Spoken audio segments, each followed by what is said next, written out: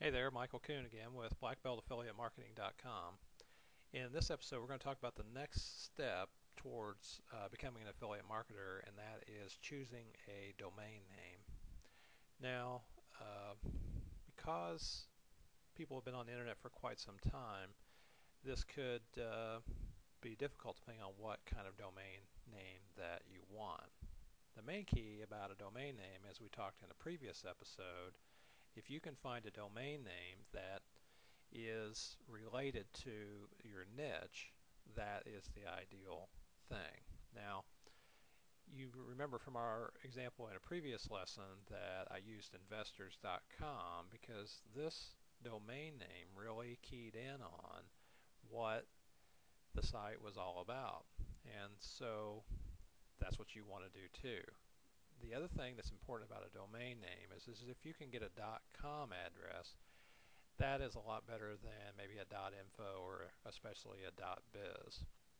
So do the best you can to get a .com in your domain name.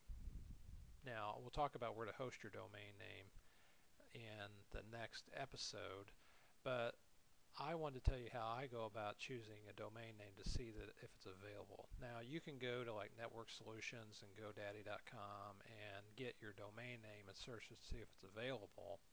But I usually don't do that at first because I have this fear that once I search a name on one of those sites that they kind of set that name aside, and if I decide I don't want it at that particular moment, that somebody will buy it up, and then if I want it I can't get it. So the first thing I do is I just enter the address in the website in the address bar in my browser and see if anything comes up.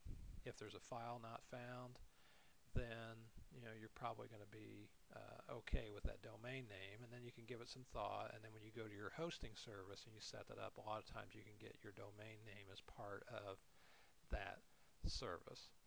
Now, continuing our example with the getting things done, what I decided to do was to choose getting things done review.com, and then I've set up a blog here that I'm working on, and so you can see that in my domain name, if anybody's interested in getting things done, that the phrase getting things done is in my domain name, and I just tacked review at the end of it.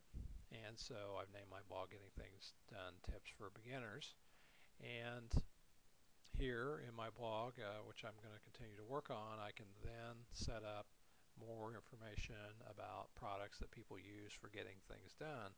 But the great thing about my domain name is that it is part of the subject matter, and it matches the niche that I'm going after. And so that's what you're really after when you're trying to pick a domain name.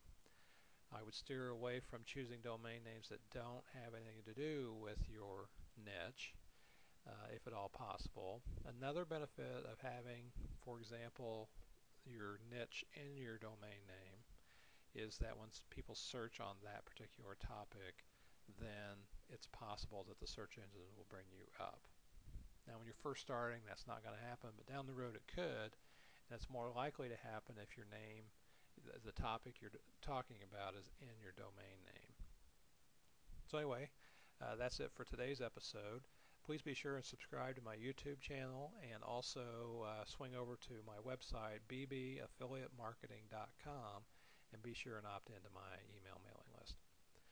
Thanks, and have a great day.